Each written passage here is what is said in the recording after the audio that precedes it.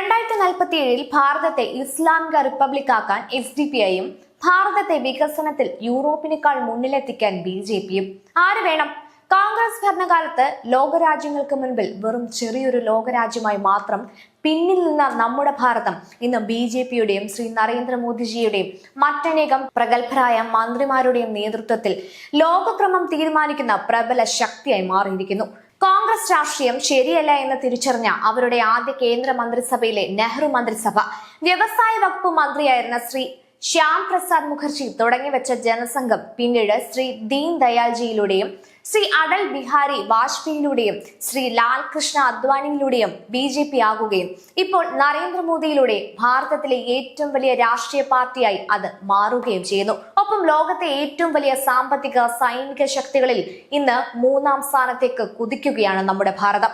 അതേ ലോകത്തിൽ എവിടെ പോയാലും അഭിമാനത്തോടെ ധൈര്യത്തോടെ നമുക്ക് പറയാൻ സാധിക്കും നമ്മൾ ഭാരതീയരാണെന്ന്. ജനസംഘം രൂപീകരിച്ചപ്പോൾ ആദ്യത്തെ പ്രസിഡന്റിനെയും പിന്നീട് BJP ആയി അത് മാറിയപ്പോൾ ആദ്യത്തെ ജനറൽ സെക്രട്ടറിയെയും കോൺഗ്രസ് കൊലക്കത്തിക്ക് മുമ്പിൽ നഷ്ടമായവരാണ് ഞങ്ങൾ.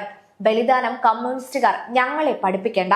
നിങ്ങളെപ്പോലെ പ്രവർത്തകരെ ബലിദാനികളാക്കാൻ വിട്ടിട്ട് മാറി നിൽക്കുന്നവർ അല്ല ഞങ്ങൾ. ഞങ്ങളുടെ സ്ഥാപക നേതാക്കൾ തന്നെ ബലിദാനികളായ ചരിത്രം ഞങ്ങൾക്ക് മാത്രമുള്ളതാണ്. നമ്മുടെ ഭാരതത്തെ വെട്ടിമുറിച്ച യഥാർത്ഥ ഫാസിസ്റ്റുകളെ, രാഷ്ട്രീയ വിരുദ്ധരെ രാഷ്ട്രീയ മത്സരത്തിൽ പരാജയപ്പെടുത്തിയവരാണ് BJP. ഭൂരിപക്ഷം സംസ്ഥാനങ്ങളിലും BJP ആണെന്ന് ഭരണചക്രം നിയന്ത്രിക്കുന്നത്. കേരളവും അധികം വൈകാതെ താമരത്തണലിലാവും. ഹിന്ദു രക്ഷാ